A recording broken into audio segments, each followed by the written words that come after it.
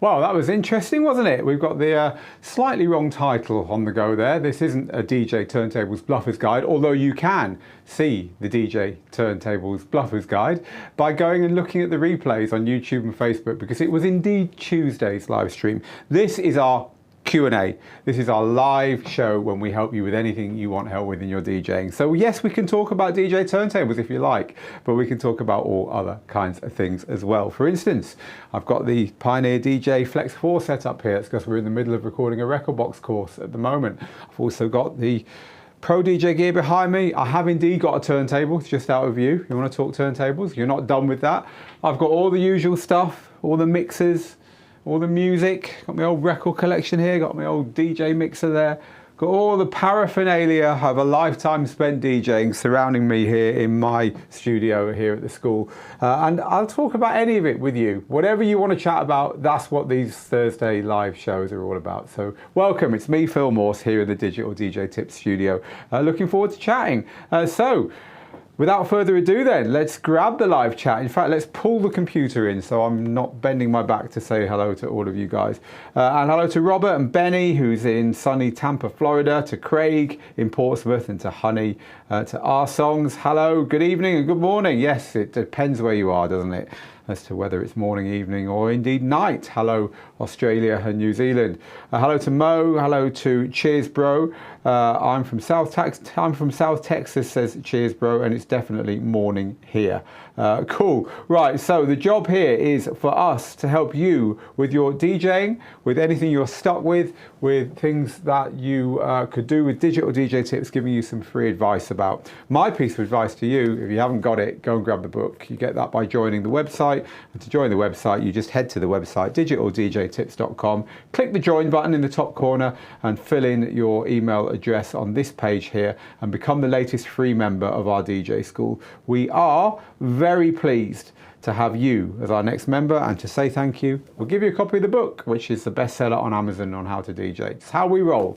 So if you are not a member, then please do come and become one. That's one piece of advice I can give you right off the bat. Right, so our chat box, as always, is live, and I've got lots and lots of people popping in here and saying hello. And I think nowadays I can actually even put them on the screen. I'm not sure how I do that actually. There's potentially a way of doing that. Yeah, no, not sure how. Not sure how. Hey, it's been a long day. I put all my expertise into making the training that we've been filming good. This is more like sat in the pub chatting.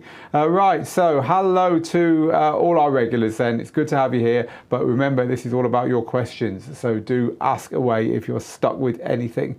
It's time to give a salute to Mixmaster G, I think, who's always here to help, and says, I don't like to clog the chat up too much, but Mixmaster G, your expert opinion over my shoulder, gently correcting it when I get things slightly wrong, is really good to have. Right, so what do you need help with? As always, we teach gear, music, techniques, playing out and promoting yourself. That's the way Digital DJ Tips teaches DJing. That's the way we talk about it in the book. So maybe you're stuck on how your DJ gear works, how it plugs in, how to wire your plugs, how to get your speakers working right. Maybe you're stuck on getting the right music or organizing your music. Maybe you need help with your DJing techniques. Maybe you need help with performing or live streaming or playing gigs.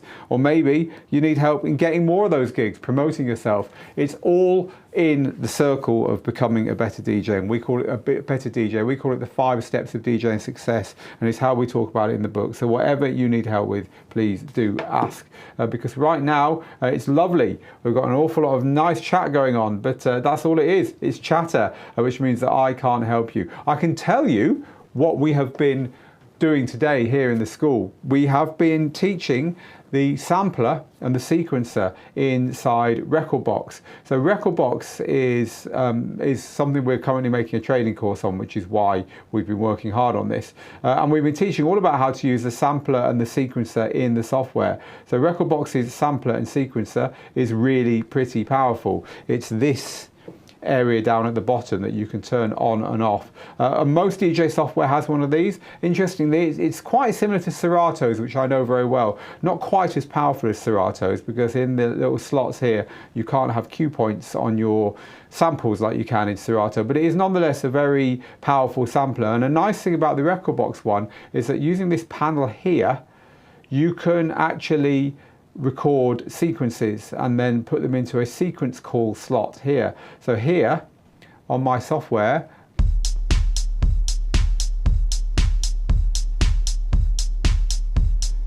that is a sequence that I recorded myself earlier, which is pretty cool. And it's easy to have up to 8 of these recorded, and you can include any samples you want. I've got loads and loads of samples down here, for instance. So yeah, having a sequencer built into your software and really easy to get to, I think is pretty nice. So that's what we've been teaching today. So maybe it is stems and sequences and so on that you're after a bit of help with today, people. Just let me know, because I do know once these questions start coming in, they ain't going to stop. So now is your chance. Get a question in nice and early. Right, so this is from You Don't Like My Music, who says, I'm trying to work on a new track and my computer is choking every 2 minutes. It's driving me nuts. Obviously, make sure everything else is closed. Make sure that if you've got a lot of MIDI stuff running and a lot of soft synths, maybe bounce them down to audio to make it easier for your computer to cope. Obviously, you're then making it non-destructive, making it destructive, so you can't change it anymore. But that could be a way to do that. That's what I sat with James Hype on his expensive computer and watched him do time and time again. A lot of stuff going on that's tying up the processor. Bounce it into an audio track and then free those channels up, as a bit of advice there. Kesha is just saying, I haven't got a question, but I just want you to know that my third mix that I'm working on is coming on really well. So very glad to hear that. This is from Charles, who says, if I rip a CD, is it as high quality as a WAV file from Beatport? Is there a best practice to archive my CDs to digital format to play out through Rekordbox? So there's two things here. The first thing is lossless versus lossy music formats. Lossy music formats, MP3 is the classic. AAC or M4A, the Apple version of MP3, is another classic. So let's say those two. What happens there is that the computer, or the analog to digital in this case, converter, that turns the original music into a digital file, takes away a lot of material from that file to give you a nice small file, and it attempts to take away the stuff you would never hear anyway. But of course, it's not going to be as good as having the original file with none of that lossy stuff having gone on. So a lossy file is where it's literally lost a lot of what was already in it in the first place. Lossless audio, WAV files, FLAC, etc., don't do that. They are a format where everything exactly as it was originally recorded is in that file. So that's the first thing, your file format. Use a lossless format if you want to preserve what was on that CD exactly. The second thing is the quality of that digital file as regards the I'm trying to think of a non-technical way of putting it. So you could have the sample. Let's just put it this way: the higher these numbers are, the theoretically better the file is. So a CD is 44 kilohertz, 16-bit audio, I think. Yeah. Which basically means it samples it, I think it's 16,000 times a second, and it's got a very wide range of audio that it samples in that time. I don't think you need to do any more than that for a CD. So if you just rip your CDs into a lossless format at 16-bit, 44.1 kilohertz, it'll be fine. However, you might find hi-fi buffs and you might find people with audio online, which is higher than that. You know, some audio interfaces go up to like 96 kilohertz and 24-bit and stuff. I don't think any of that matters. I think if you've got a CD that's been ripped faithful to the way it was recorded as a lossless version, that will be absolutely fine. So you're aiming at a WAV, or I'd go for FLAC, because you can store art and so on in a FLAC file. You can't do that in a WAV file. And I'd stick to 16-bit 44.1 kilohertz. When you're ripping, look for those settings. Anyone want to chip in and add anything extra to that, please do so. I am all ears. I love talking about audio file formats because I'm a bit of a geek and I find this stuff interesting. I know this all basically goes in the gear section of here. We count that in gear. So even though it's a music question, it's actually a techie question, right? It's a technology of what we do when we DJ. It's nothing to do with the creative side of music. So in our book and in our DJ courses, you see us discussing on this circle here that I was showing you earlier in the kind of gear section. It's kind of gear and software. It's all the stuff the techie stuff that you need to know to do a good job, and certainly that comes under that. So someone was asking about the book. How can I get a hard book, says Honey Jam. How can I get this? I know I can download it, but I prefer the book. Right, so you can buy this in any good bookstore. You can certainly order it in any good bookstore if they don't have it in stock. You could also buy it on Amazon. And so if you want a hard copy, that's how to get one. But also this is on a audiobook. You can get it on the Audible store, on Apple iBooks as a audiobook, as well as a Kindle book and a Kobo book and all that stuff. So you can also get the that version of it. So it's available in all kinds of formats. We give you a PDF. So if you join Digital DJ Tips, we give you a PDF of this. But thank you, Honey Jam, and I hope however you get the book, it's useful to you. So hello to Jerry, who says, I'm about to start some DJ training myself next week through an amateur DJ competition in Australia called Your Shot, and the training will be done on an XDJ-RX3. Should I just jump in and buy this unit? So I don't know where our XDJ-RX3 is. It's probably quite near me. No, not this second. It's a great DJ unit. The XDJ-RX3 is very, very popular. My colleague Steve was in Manchester in England, where I'm originally from, just last week, and he said that every bar he went into, they seemed to have a DJ, and that DJ seems to be playing on an XDJ-RX3. The reason is it's very similar to Pioneer DJ's Pro Club gear. Any DJ that has got their music prepared on a USB drive to go and play in a club can also plug that into an XDJ-RX3 and just DJ. So for lots of reasons, the XDJ-RX3 is a very popular unit, both at home and out and about. And so you can't really go wrong with an XDJ-RX3. The thing that they've messed up, as far as I'm concerned, on the XDJ-RX3, which I want to see on the RX4 whenever it comes, is that you can't shift the key of the tracks. So you can't use key shift to make an a cappella match a instrumental, for instance, and I think that's a big omission in today's DJ world, in today's DJ climate. But apart from that, it's a superlative controller. So yes, I would say, and also it is a controller, you can use it with Rekordbox. So I'd say, yeah, just go ahead. If you're obviously tempted, Jerry, to buy an RX3, go ahead and buy one. You won't regret it, as long as you know its limitations. One of the nice things is you can plug your laptop into it, and then you can use it as a controller, and then you can use key mixing and things that are missing from it. Right, so let's see what else we've got coming in live.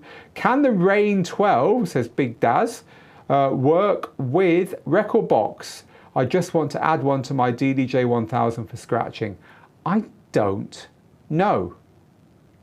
It's a MIDI controller, so in theory it should, but then it's got a jog wheel, and jog wheels can be problematic. And I don't know is the answer to that. If anyone knows whether the Rane 12 works with Rekordbox, please let me know.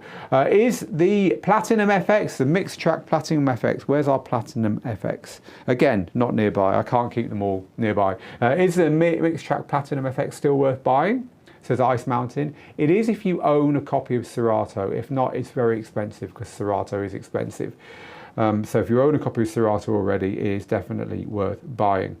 So my laptop, says Honey Jam, has been spinning, and by that I'm sure you mean the beach ball, right? I'm guessing that you're a Mac user. When I'm DJing and slowing up, what do you suggest? All kinds of things. Make sure you've got at least 20% spare on your hard drive. Make sure that you've got enough memory, and maybe just adding memory can sort it out. If you've got stems turned on, turn it off, because if your laptop doesn't work with stems, it's not powerful enough, that will be the thing clogging it up. Make sure you've got nothing else running on your laptop when you're DJing. Make sure that you have got no services that you didn't think were running. So just because you haven't got any programs open doesn't mean that there isn't necessarily other stuff running. So you can get the activity monitor. If you just press the command key and the space key, I've actually probably got a camera on my laptop. Let's see if my laptop camera is still there. Yeah, there it is. I had this for the teaching earlier. So if you're on a Mac, if you press Command and Space, it will bring up a search bar right in the middle of your computer, and just start typing activity monitor into that search bar, and a list will come up of all the things running, whether you've actually got them open as a program or whether they're running in the background. Work out what they are. Get rid of the ones you don't want. Get rid of the things out of your startup menu in your settings. You might have all kinds of stuff loading that you've not realized over the years is loading in the background, that's trying to help you to just find your computer easier to use, but DJ software doesn't like that. Just if you can dedicate as much resource as possible to your DJ software, it's likely to run smoother. But if you're trying to use stems, I would say stems is probably going to be the thing clogging it up. Stems is making people buy new computers more than anything else at the moment, I think personally. Oh, what a great quick question this is from Mo. Hi Phil, I've been wondering about a good solution for ripping my cassette tapes from back in the day. Any solutions? Literally, get a cleaning solution for the cassette deck that you've got and clean those tape heads. Demagnetize and clean your tape heads. The first thing you should do. Secondly, get them ripped in lossless at least 16-bit 44.1 kilohertz, as we were talking about earlier, using decent ripping software to get your tapes into your computer. They're never going to sound great. I've got a massive bag of old tapes at home and they sound terrible, but that's going to get the best quality out of them possible. And yeah, good luck. Align your tape heads. Do all that stuff we used to do with our tape decks back in the day. Align the heads, demagnetize the heads, clean the heads, and all that stuff. I'm kind of jealous because I'm a geek and I love the idea of spending a bit of time ripping old cassettes, but I do always wonder how I managed to get away with some of the mixing and transitions I did on my decks back in the day when I listened to my old cassettes. But hey, times move on. Nowadays we've got gear that we could never dream of. Nixer says, is it possible to DJ without the hardware, without the equipment, without the turntables and all that stuff? Well, the answer to that is yes, it is. Funnily enough, I was just talking about it. We're just making a course at the moment about this. This is Rekordbox. This is a piece of DJ software very similar to Serato, very similar to Virtual DJ, very similar to DJ Pro AI. And all of those can be used to DJ without any hardware at all, because that's how DJ software started. DJ software started by people saying, how can I get my computer to let me DJ so I don't need to buy any gear? That's literally how it started. And then people started to realize it was a bit boring. And so they started using keyboards, MIDI keyboards and stuff. And then someone thought, why don't we actually make a unit that looks like DJ decks and a mixer that plugs into that software? And Hercules were making some of the very first controllers back in 2003, 2004 that worked with Virtual DJ. And then later on, other companies started making them. If anyone remembers the Vestax VCI 100 for Traktor, that really did put the cat among the pigeons and up the game for all this stuff. Of course, now using gear like this is possible with DJ software. And of course, we've just been talking about it. The RX3, which is similar to this, but it's just all in one unit, has become a bit of a standard. But you don't need to use any of that gear. Indeed, you can DJ just fine on your phone. But the trouble is, it's fiddly and it's not much fun. So most DJs, even though they might start by downloading a piece of DJ software and learning to DJ on DJ software like this, will eventually add a controller as a minimum. This is a lovely controller. It's the Pioneer DJ DDJ Flex 4, works with Serato and Rekordbox and Virtual DJ. It costs you about $300, comes with the Rekordbox software, and it's really, really nice. It will last you a long time. It's got all the controls on you need, 8 pads, proper EQ, really nice jog wheels, and its layout and its features are very similar to what you find on gear like this in the Pro DJ booth. So at least you're starting to get a feel for what it would be like using Pro gear. But no, it's absolutely not necessary to use Pro gear or any gear at all if you're just getting started in DJ. You can do it absolutely fine on just the software. So definitely Nixer, don't let that hold you back for certain. Spain has just passed a bill which considers DJs as legal artists. How common is this in the rest of the global DJ community, says William. I didn't know that. So I certainly know that in Ireland they treat DJs like musicians, and there's kind of tax implications and stuff, which mean it's I think you can work without paying tax up to a higher amount if you're a musician, and that includes DJs in Ireland. And I know that in Berlin, clubs are now counted in the same way as galleries and concert halls. It's a very German thing, that, isn't it? Nightclubbing is a high art in the same way that opera is. I love it. But no, I don't know. So if anyone's got any ideas about whether DJs have been recognised in law in a way that we wanted to for many years in other countries, please do let us know. Mixmaster G, yeah, I suspected this, but Mixmaster G has confirmed it for me. Rekordbox only works with Pioneer DJ controllers. You might be able to map MIDI, but certainly not spinning platters, and that's my experience as well. So while you can probably plug in any MIDI keyboard and map things to it in Rekordbox in order to take some of the features that maybe you haven't got buttons for on your controller, you won't be able to map your jog wheels. Yeah, so thanks for confirming that. DJ Pac-Man, hello DJ Pac-Man, says, I did 2 gigs for a mobile stand-up comedy troupe. The booking agent just contacted me. I'm not available on that date, so I contacted another DJ able to do the gig and to keep the relationship going. Oh, you're just sharing some good news here. You know, this is why when people say, I don't want to be friends with other DJs, it's competition, they're missing a point. You know, if you've got DJs who you like, who you know do a good job, you can pass work between each other, everyone wins. I just think being friends is always better. Ricardo, talking about the Numark Mixtrack FX, says, it was my first controller and I still put it out from time to time. It's well worth buying if you're looking for a quality entry-level controller. Thank you for sharing that. Elliot says, what do you think of the future of DJing via streaming? Do you think Spotify will ever come back for algorithm DJ? So this is all about DJ software having streaming built in, right? So this is Rekordbox, and Rekordbox has got SoundCloud, Beatport, BeatSource and Tidal built in. And so you log in with your credentials to any of these services, you just click the button, it takes you off to the Tidal website or whatever, and you put your usual logins in there, and you can log in, and then when you get back to the software, all your playlists and so on will be there from Tidal ready to drag in, and it works the same for BeatSource, Beatport and SoundCloud. And this is the same in lots of software, Serato, Virtual DJ, DJ Pro AI and others. It's great. All your streaming music there.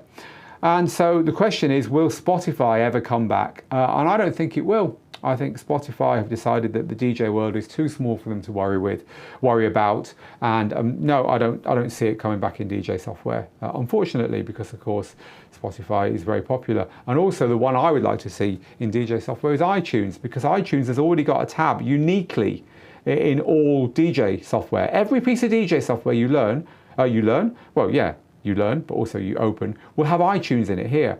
The trouble is, the tracks that show in iTunes are only the ones that you actually own. So if you're using iTunes, or Music as it's called now, the iTunes Music app on your computer, if you're using that as in the same way you would use Spotify with Apple Music, unfortunately those tracks don't just automatically show in the iTunes tab, which is a real shame, because I just think it would be great. It would be a great integration. But anyway, bigger fish to fry, I think. I think the Apples and Spotifys of this world don't care for us DJs. You have to look at services like SoundCloud, which obviously has got a proper parallel with DJs. Also Tidal, smaller, more nimble, maybe a bit trendier. And of course, Beatport and BeatSource are DJ services, so it's good that they're there. However, who knows? I do love to be proved wrong when I'm being all doom and gloom. Maybe it will happen at some point. Right, okay, let's see what else we've got coming up then from you guys and girls.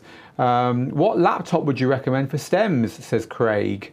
I use Serato and it works great on my Prime 4, but Virtual DJ doesn't work so well. Great fun though with stems. I want a laptop that'll do it. So the point is, stems is really, so stems, for those of you that don't know, is the ability to separate the bass from the melody, from the drums, from the vocals in a track. At the very least, you can separate the drums from the melody from the vocals.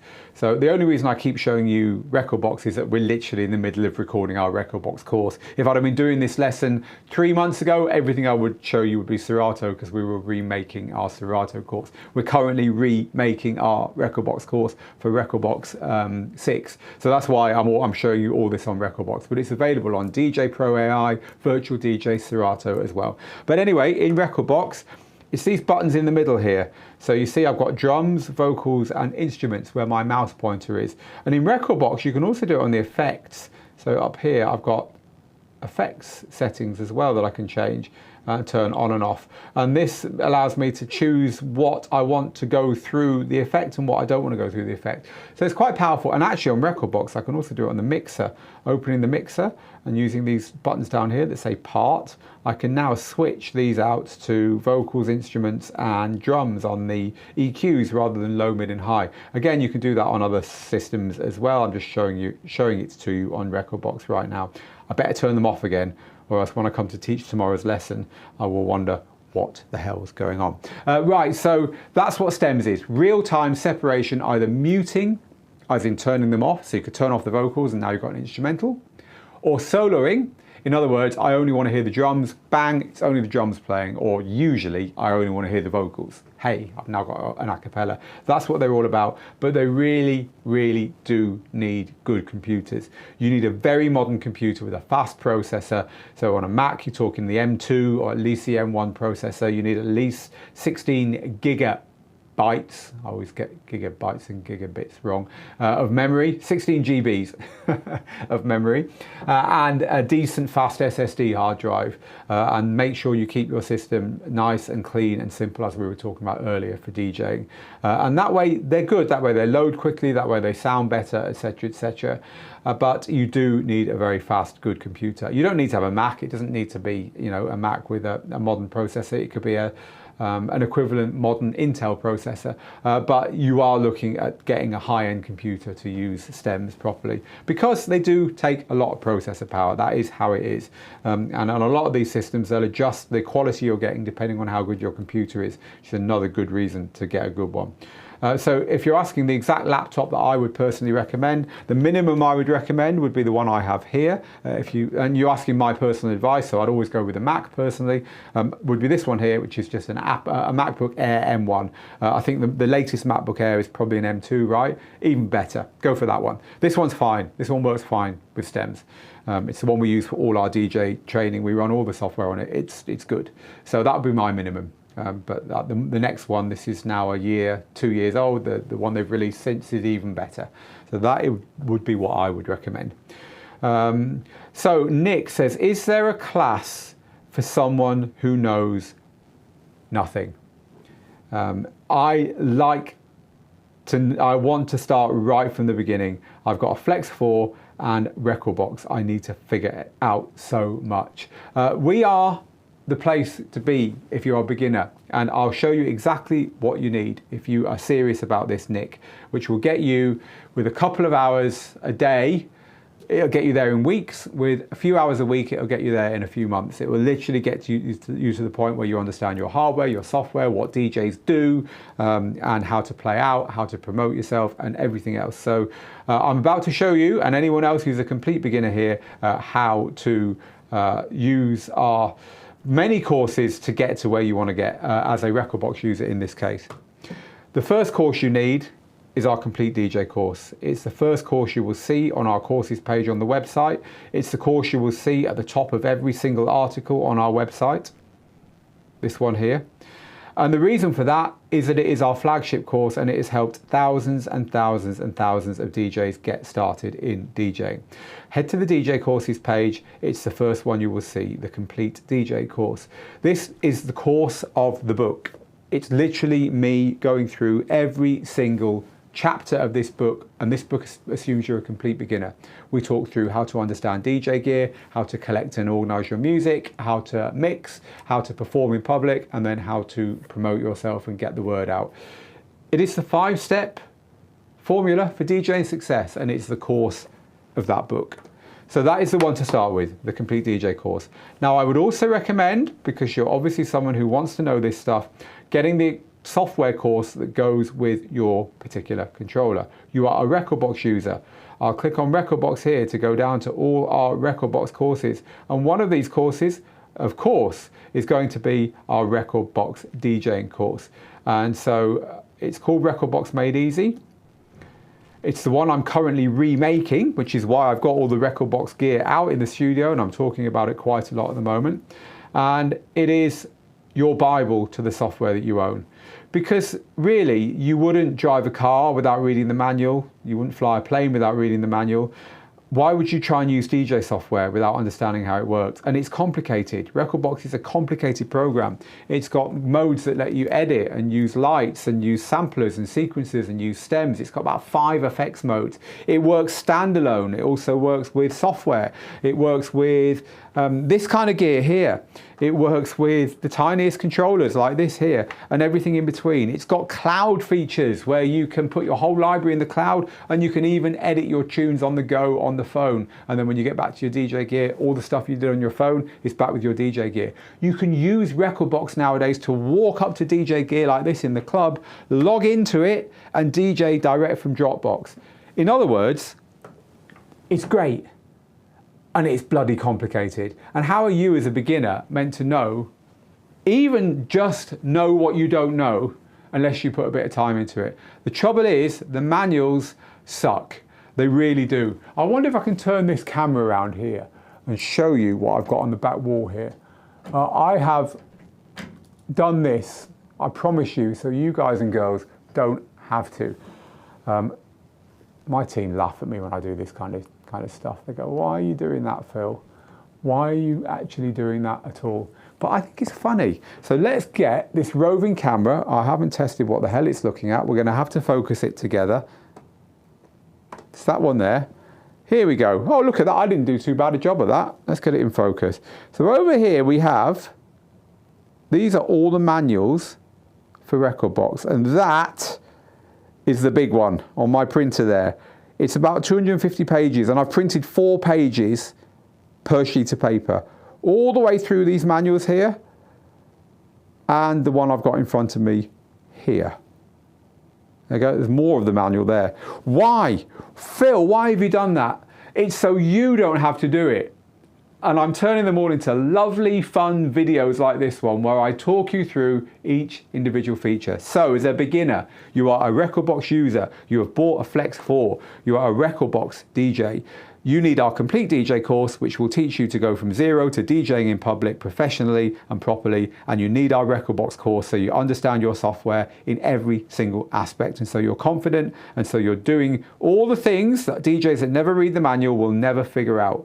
And so just by taking that second course, you'll become a better DJ without playing a single track, which is great. So that is the recommendation for me for you as a total beginner. You get the new version of the course just by buying the current version, because the way our DJ school works is when you buy a course, you get all the updates in the future for free. So our current version is up to date. You know, we've kept it up to date, but it's time to remake it. I'm remaking it now. At the end of this month, it will be launched. As an owner of our current course, you'll get that one for free. So there's no reason not to buy it now. So there we go. There is my advice. Good luck, and I hope to have you as a student, Nick, very soon.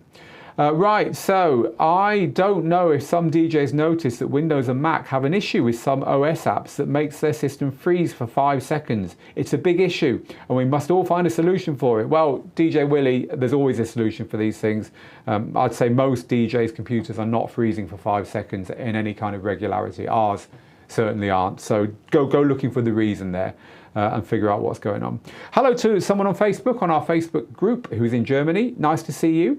I will do the opening set for a party this weekend, and in order to prepare for it, I'm going to apply the crate method that I learned from your book. It helps a lot to figure out what I want to bring with me. So although I still lack experience and I keep struggling to identify what goes well with what, I'm getting there. However, can you give me some tips for playing early hour warm-up sets? Right, okay, so if you're going to play early hours, like before people have arrived, and that's a typical beginner DJ gig, right? Because beginners don't get the peak time slot. I'll just give you a few tips. Firstly, don't worry too much about the order you're getting your records in or whether the transitions are perfect and stuff. Not everyone's dancing anyway. Instead, try and play music which is mid energy, so we're looking maybe 3 out of 5 energy, and if you put an energy level rating against each of your tunes in your library, then it will be easy to sort those out. Certainly don't play 5 out of 5ers when there's hardly anyone there.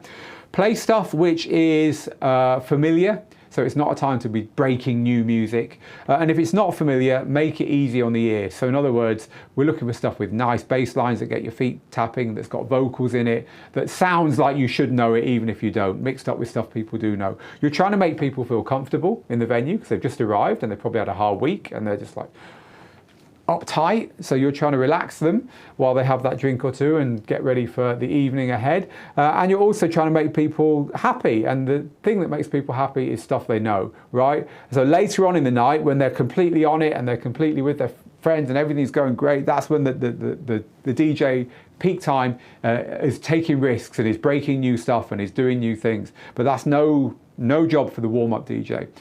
So apart from that, just keep an eye on the crowd, and if you're seeing people starting to dance, play a bit more what they're dancing to, and don't worry, don't force it. Don't think, oh no, I've been playing for an hour and no one's dancing. Some of the best nights I've ever DJ'd at, I had no one on the dance floor a couple of hours into the night, because these things take time. The job of a warm-up DJ is a job of being very patient indeed. Good luck, by the way. Your name didn't come through to my live chat, but good luck, and I do hope that your gig goes well. Do let us know how it goes. Right, what else have we got here live? This is from Nick, who says, do you have to have stems just to pull vocals from a song? Yes, you do, Nick. You definitely do, because there's no other setting on the DJ gear and DJ controllers that can do it. You know, that is what stems is. That said, you can do it ahead of time. There is some software you can get that will rip the stems out from your tracks ahead of time, so you just effectively you're making your own acapellas.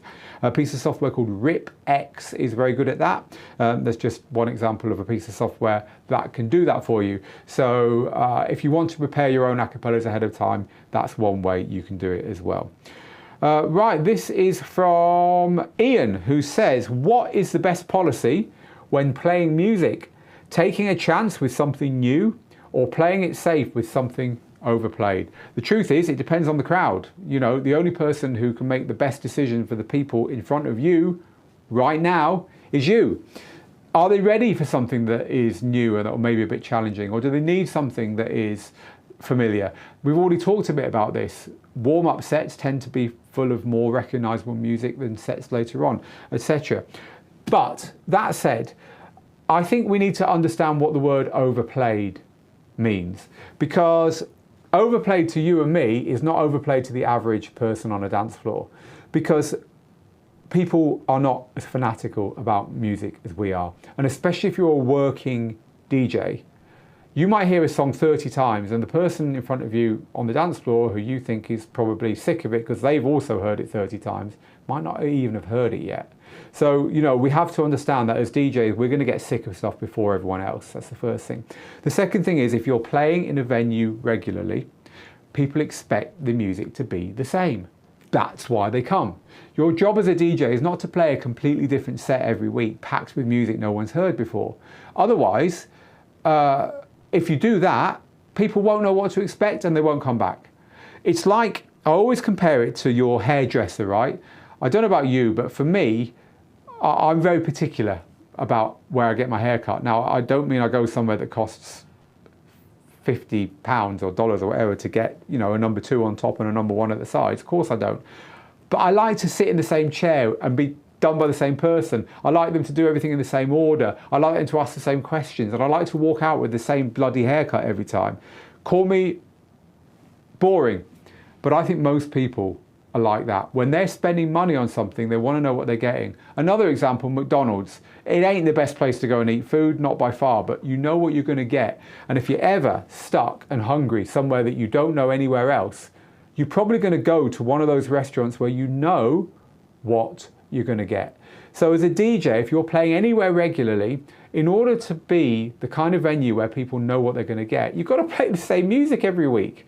You might change 5% or 10% of it. Now, it doesn't mean playing it in the same order, it doesn't mean going through the same tricks and everything. You can do all that mixing up, but your music should change slowly. A good example would be a radio station, right? You turn on the radio on your favorite station, in any given listening period, 90 minutes or something, if you said at the end of that 90 minutes, how much of that music would you expect them to have played? You'd be like, yeah, most of it. Did you know most of it? Yeah, I did. Anything new? Yeah, I heard 1 or 2 new songs I liked. 1 or 2, 90 minutes. There's a good starting point. Be more conservative than you think you should be, would be my answer to you there. This is from Ronnie. Good one, Ronnie. Thank you. I knew there was... I always have a little thing in the back of my head that says we haven't quite finished here, and Ronnie is right. The Rane 12s will work in Rekordbox if you switch to DVS mode, so thank you for that, but you can't use the full compatibility there, but you can use them in DVS mode apparently, and I'm pretty sure that's going to be true, so thanks for that. Right, so this is from Wayne, who says, hi Phil, what would you advise between purchasing 2 turntables or 2 Rane 12s? We're talking about Rane 12s a lot here. I already own 1 turntable. I would go for the turntables personally. I was talking about this with our team the other day. Turntables will let you do everything. They'll let you play your vinyl, they'll let you use timecode vinyl to control DVS systems, they'll let you use phase, which is a wireless DVS system that's really good. We looked at this the other day actually. I'll show it you again now if you weren't here the other day. So phase is a way of basically using any turntable to work wirelessly. You get this little box here, and it's got these parts which clip onto the center of your turntable. That goes on the turntable spindle, and this spins around. This has got a transmitter in it that transmits back to this, and this is plugged in to your computer and your mixer, and it gives you wireless control of your DJ software using any turntables. If you buy turntables, you can do everything I just said. If you buy Rane 12, you can do less of what I just said. You certainly can't play your records, for instance. So I would buy, personally, if it were me, and you asked me, I'd buy 2 turntables, and I would buy this to control my DVS. I love phase, I think it's great. But also timecode vinyl with an interface or with a mixer that can work with your software. This is DJ's timecode vinyl. You do need some kind of digital mixer or a audio interface to work with it. So digital mixers like this one here, which is the Pioneer A9, they've got computer slots in them. You plug your computer into it and it will just recognize that you're playing timecode vinyl, and that way you can control your DJ software using your turntables. Otherwise you need to get an interface to do that, which will let you work with any mixer. So this is an interface. This is a reloop flux that's designed to plug into your turntables and your DJ software and your mixer and let you do what I just described, and it will work with any mixer. So that would work with this. Now this mixer is 2 decades before anyone had even thought of digital DJing, but that combined with that and a pair of turntables and some DJ software and a laptop will give you all you need to DJ digitally. So personally, I'd go for turntables, and you're going to ask me which turntable would I go for now, aren't you? I just know that's the next question. Personally, I'd go for Reloop RP7000s. They're my current favourite basic turntable. I say basic, they're expensive, but they're going to last you a lifetime. Reloop RP7000s. Right, I only got time for a couple more. Got to go in a couple of minutes, people. If you love this and you want to always have your questions answered, you need to be a Digital DJ Tips course owner. We've already talked about Digital DJ Tips courses. They are the best way to learn DJing. We are the biggest DJ school. We have Jazzy Jeff, we have James Hype, we have DJ Angelo. We have a whole roster of people waiting to teach you. So head over to Digital DJ Tips DJ School, go to the Learn to DJ with Digital DJ Tips page, which is on DJ courses. Pick a course, any course, and as soon as you do, we will give you as a immediate offer the chance to join our Student Hub Facebook group, which is the place our students hang out. In that group every month we do, which we did yesterday, so thank you if you were there, we do a live show which goes on for an hour and a half, where we literally just sit there and answer questions from our students, only our students. And it was wonderful yesterday. We had such a good day, and we answered every single question because that's what we promised to do. So if you do want to make sure your question gets answered and you're a Digital DJ Tips student, then just head to Student Hub for your Student Live every month. But if not, come and be a student. Trust me, the water's warm. We'd love to have you. But I'm going to now answer a couple more questions just before we finally get out here. So we were talking about cassette decks, weren't we? and I was saying you should align your cassette heads, clean them, and also demagnetize them. And William says also clean the pinch rollers and check the fast forward and rewind functions for loose belts. Oh, the joys of cassette decks, eh? Nixa says, great stream, love it. Thanks for the information, you're very welcome. Isopropyl alcohol and a couple of Q-tips for those cassette tape heads and rollers, says Philip. I love it when we talk old school, everyone loves it, don't they? We'll come out the woodwork with your tips. Right, I think we are pretty much done here. Mainly because I got to get out of here, folks. I'm sorry I can't stay forever, but stuff to do, training to make, people to teach. It's been a pleasure to open the studio up to you and have you here with me for 3/4 of an hour today. I hope I've managed to help at least some of you. Come back next week on Tuesday and Thursday, 3 p.m. London, 10 a.m. Eastern. On Tuesday, we'll have a live lesson, and this time in a week, we'll have another open Q&A. Get here early, ask your question early, you're more likely to get an answer. But thank you very, very much for being here. And my team will try to get to you if you've asked your question on Facebook, because it will remain underneath the video afterwards on YouTube. Unfortunately, it gets pushed off to the chat. We will try and get to you and answer your questions, even if we haven't managed to. I've got to go, so all that's left for me to say is get good, get out there, make the moments, and we'll see you again very soon. Until next time, bye-bye.